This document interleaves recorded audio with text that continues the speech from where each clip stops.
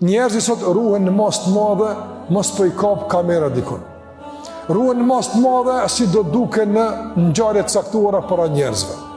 Zbukurohen, hieshohen. Fjalët i zbukurojnë. Pamjen e zbukurojnë. Duken e hieshojnë. Mundohen që njerëzit me i pa mirë edhe të marrin sa më shumë pëlqime. Sot marrja e pëlqimeve nga njerëzve është bën nga nyjet kryesore që e ngarkon njeriu në jetën e kësaj bote. A i pëlqen njerëzve fjalimi jam, a i pëlqen njerëzve pamja jam, a i pëlqen njerëzve postimi jam, a ju pëlqen komenti jam, pëlqime të vazhdueshme. Apo ndjekës sa më shumë. Ndërsa a i pëlqen Allahut vepra jam, Allahu xhallahu ala a ka pëlqy fjalën tonë, krijuesi i gjithësisë, ai që ka jetën në dorën tonë. Madje edhe për shtypet e njerëzve ai ka në dorë. Me dashtë Allahu xhallahu ala i bën njerëz me dashtë, e me dashtë Allah i bën njerëz mos me dashtë.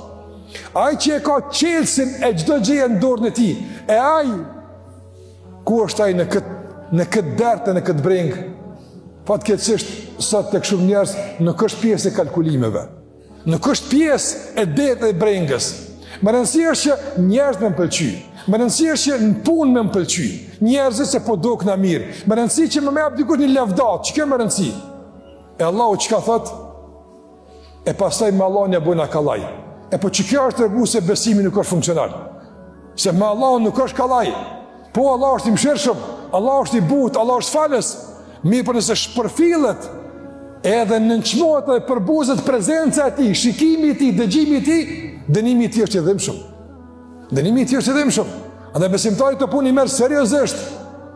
Dhe jo me tallje, jo me hajgare, jo me një lëvizje dore se ja bëj çarën kësaj pune.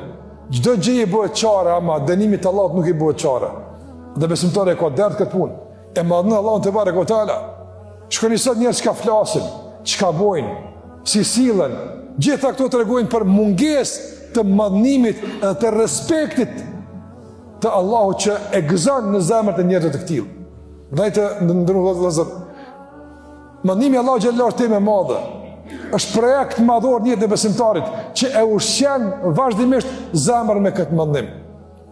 Mirë, po në përmbledhje të tërë kësaj, një musliman duhet në vazhdimsi ta ushqen zemrën e tij me këtë madhnim përmes njohjes së Allahut xhallahu ala.